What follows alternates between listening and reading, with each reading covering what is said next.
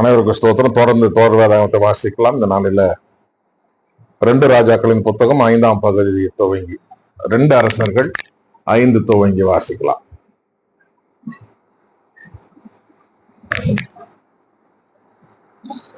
Syria மன்னனின் படைத்தலைவனான நாகமான் தம் தலைவனிடம் சிறப்பும் நன்மதிப்பும் பெற்றிருந்தார்.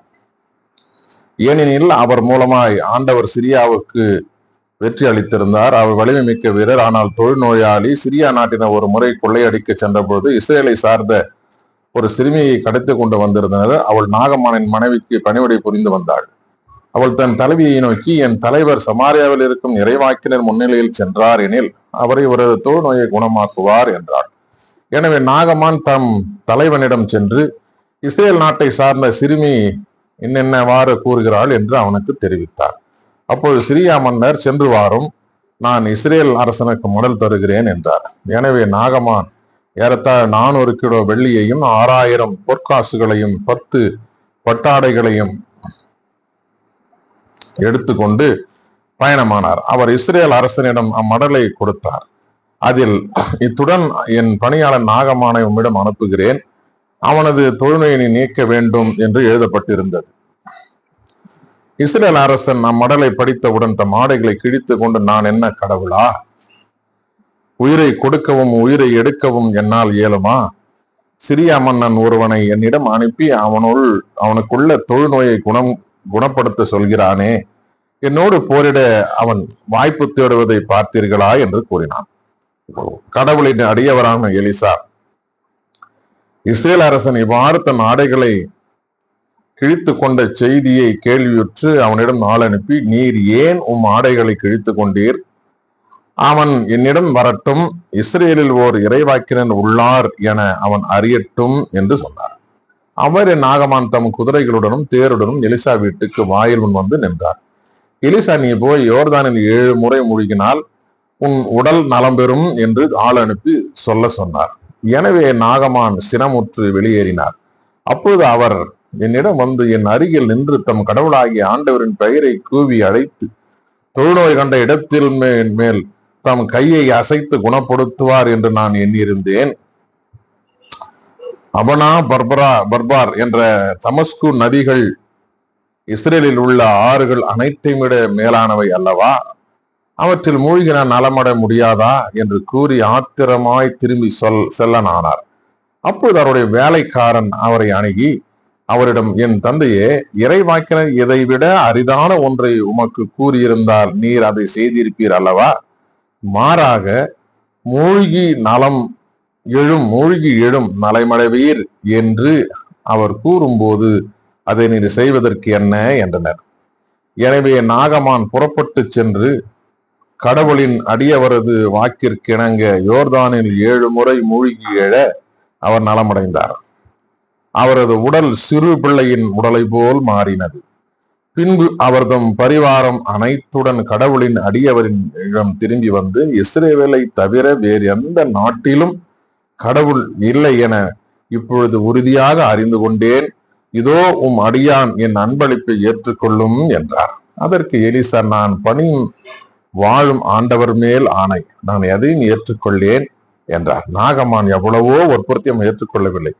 அப்பொழுது நாகமான் அவரை நோக்கி, சரி, அப்படியே ஆகட்டும். ஆயினும் ஒரு சிறு வேண்டுகோள், 2 கழுதை பொதியளவு மண்ணை இங்கிருந்து எடுத்து செல்லும் அடியானுக்கு அனுமதி தாரும்.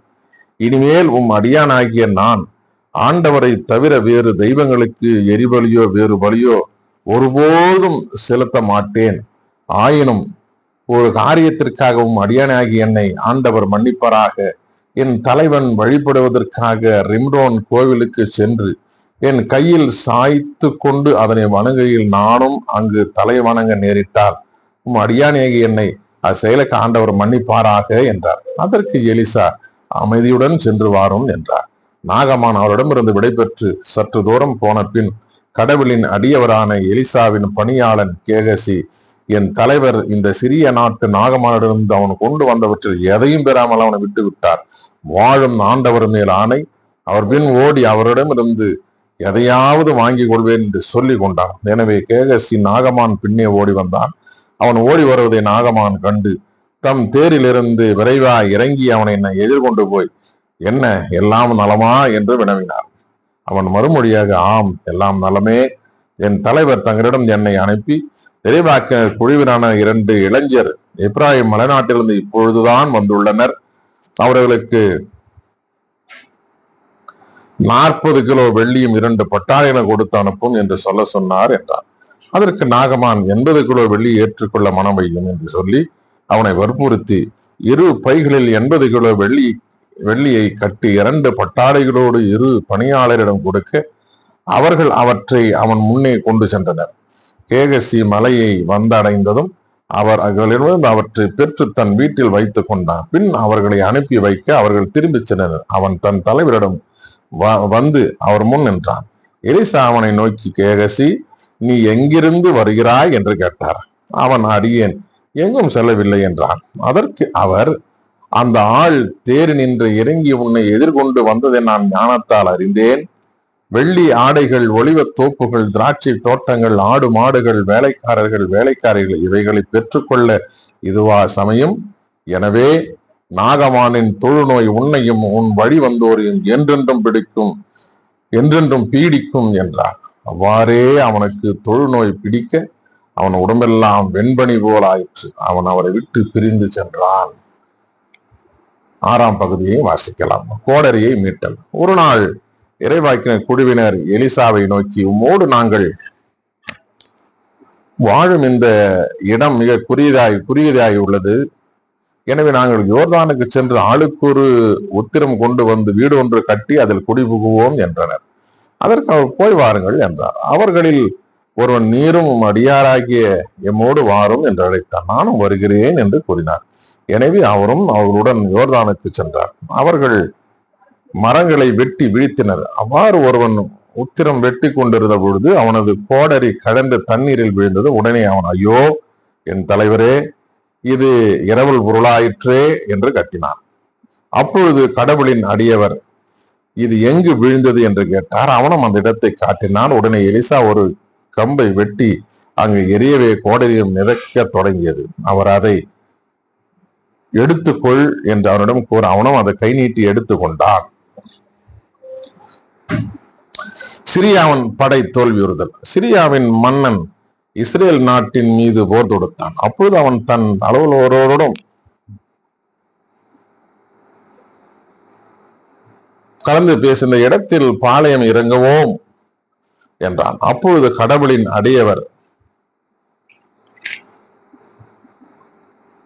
இஸ்ரேல் அரசனிடம் ஆள் அனுப்பி, இந்த இடத்திற்கு போகாமல் எச்சரிக்கையாயிரும், ஏனெனில் அங்கே சிரியர் பதுங்கியிருக்கின்றனர் என்று சொல்ல சொன்னார். இஸ்ரேல் அரசன் கடவுளின் அடியவர் எச்சரித்து குறிப்பிட்ட ஒவ்வொரு இடத்திற்கும் ஆள் அனுப்பினான். இவ்வாறு அவன் தன்னை காத்து கொண்டது ஒரு முறை இருமுறை அல்ல. இதன் பொருட்டு சிரியாவின் அரசன் நெஞ்சம் கொதித்து தன் பணியாளர்களை கூப்பிட்டு, இஸ்ரேல் அரசருக்கு ஒற்றனாக நம்முடைய ஒருவன் இருக்கிறான், அவன் யார் என்று தெரிய வேண்டும் என்றான். பணியாளர்கள் ஒருவன் அவனை நோக்கி, என் தலைவரான அரசே, அப்படி ஒருவனும் இல்லை. ஆனால் இஸ்ரேலில் இருக்கும் எலிசா என்ற இறைவாக்கினர் தாங்கள் பள்ளி அறையில் பேசுவதை கூட தம் அரசனுக்கு வெளிப்படுத்தி விடுவார் என்றான். அதற்கு அரசன், நீங்கள் போய் அவர் எங்கு இருக்கிறார் என்று பார்த்து வாருங்கள், நான் ஆள்களை அனுப்பி அவரை பிடிக்க செய்வேன் என்றான். அவன் தோத்தானில் இருக்கிறான் என்று தெரிவிக்கப்பட்டது. அதில் அரசன் அங்கு குதிரைகளையும் தேர்களையும் பெரிய படைகளையும் அனுப்பினான். அவர்கள் இரவோடு இரவாக வந்து நகரை சூழ்ந்து கொண்டனர். கடவுளின் அடியவரின் வேலைக்காரன் வைகரியில் எழுந்து வெளியே வந்தான். அப்பொழுது படைகளும் குதிரைகளும் தேர்களும் நகரை சூழ்ந்திருக்க கண்டு, ஐயோ, என் தலைவரே, என்ன செய்வோம் என்று கதறினான். அதற்கு அவர், அஞ்ச வேண்டாம், அவரோடு இருப்பவர்களை விட நம்மோடு இருப்பவர்கள் அதிகம் என்றார்.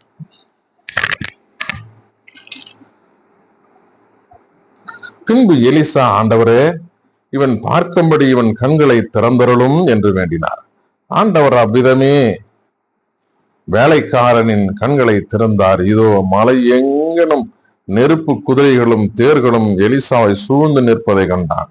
சிரியா நாட்டினர் அவரை நெருங்கி வந்த பொழுது எலிசா ஆண்டவரை நோக்கி, இவ்வினத்தாரை குருடாக்கியருளும் என்று மன்றாடினார். ஆண்டவரின் எலிசாவின் மன்றாட்டுக்கு இணங்கி அவர்களை குருடாக்கினார். அப்பொழுது எலிசா அவர்களை நோக்கி, நீங்கள் இது நீங்கள் செல்ல வேண்டிய பாதையும் அல்ல, நகரம் அல்ல.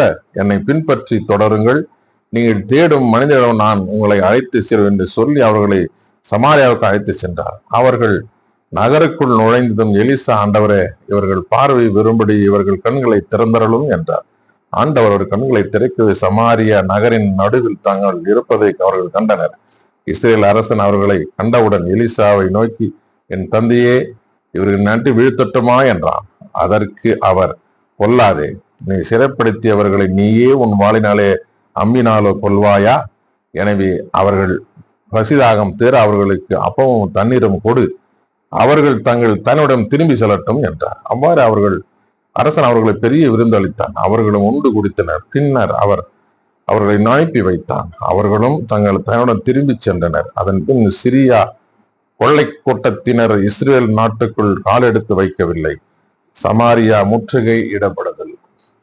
பின்னர் சிரியா மன்னன் பெனதாது தன் முழு படையையும் திரட்டி கொண்டு சமாரியாவுக்கு சென்று அதை முற்றுகையிட்டான். எனவே சமாரியாவில் கொடிய பஞ்சம் ஏற்பட்டது. ஒரு கழுதை தலை 80 வெள்ளிக்காசுக்கும் புறாவின் எச்சம் கால்படி 5 வெள்ளிக்காசுக்கும் விற்கும் அளவுக்கு முற்றுகை கடுமையாயிருந்தது. இஸ்ரேலின் அரசன் நகர மதில்கள் மேல் நடந்து செல் ஒரு பெண், அரசே, என் தலைவரே, என்னை காப்பாற்று என்று கூக்கலிட்டாள். அதற்கு அவன், ஆண்டவரே, உன்னை காப்பாற்றவில்லை எனில் நான் எப்படி உன்னை காப்பாற்றுவது? களஞ்சியத்தில் இருந்தா, ஆலையில் இருந்தா என்றான். பின்னும் அரசன் அவளிடம், உனக்கு என்ன வேண்டும் என்று கேட்டான். அதற்கு அவள், இதோ, ஒரு நாள் இந்த பெண் என்னை நோக்கி, இன்று நாம் உண்பதற்கு உன் மகனை கொடு, நாளை என் மகனை தின்போம் என்றாள். அவ்வாறே நாங்கள் என் மகனை சமைத்து தின்றோம். மறுநாள் நான் அவளிடம், நாம் உண்ணும்படி உன் மகனை கொடு என்றேன். ஆனால் அவளோ தன் மகனை ஒளித்து வைத்து விட்டாள் என்று சொன்னாள். அரசனின் வார்த்தைகளை கேட்டவன் தன் ஆடைகளை கிழித்து கொண்டான். அவன் நகர மதில் வழியாக நடந்து சென்ற உடலின் மேல் கோணி ஆடை அணிந்திருந்ததை மக்கள் கண்டன. அரசன், இன்றைக்குள் நான் சாபாற்றின் மகன் எலிசாவின் தலையை வெட்டாது விட்டால் கடவுள் என்னை இப்படியும் இதற்கு மேலும் தண்டிப்பாராக என்றார். அப்பொழுது எலிசா தம் வீட்டில் பெரியோர்கள் அமர்ந்திருந்தார். அரசன் தனக்கு முன் ஒரு மனிதனை அவரிடம் அனுப்பியிருந்தான். அத்தூதனார் வருவதற்குள் எலிசா தம்மோடு இருந்த பெரியோர்களை நோக்கி, இந்த கொலைக்கார மகன் என் தலையை வெட்ட முடிந்த ஒருவனை அனுப்பியிருப்பது தெரியவில்லையா? அத்தூதன் வரும் பொழுது அவன் உள்ளே வராதவர் கதவை அடைத்து விடுங்கள். அவனை பிணைத்தோனிருந்து வரும் அவன் தலைவனின் காலடி வாசம் இதோ கேட்கிறதல்லவா என்றார். இவ்வாறு அவர்களுடன் பேசிக் கொண்டிருக்கிற அரசன் அவரிடம் வந்து சேர்ந்தான். அப்பொழுது அவன், இந்த தீமை ஆண்டவரிடமிருந்தே வருகிறது. அப்படி இருக்க ஆண்டவருக்காக நான் இன்னும் ஏன் காத்திருக்க வேண்டும் என்றார். வாசிக்க தெரிந்து கொள்ளப்பட்ட 2 அரசர்களின் பகுதி 5 மற்றும் 6 வாசித்து முடிந்தாயிற்று. கடவுளுக்கு மகிமையும் ஆட்சியும் சதாக்களை உண்டாகட்டும். பிரியமானவர்களை, தொடர்ந்து இந்த தொடர் வேதாகமத்தில் இணைந்திருங்கள். கர்த்தர் நம்மை நம் குடும்பங்களை ஆசீர்வதிப்பாராக. ஆமென்.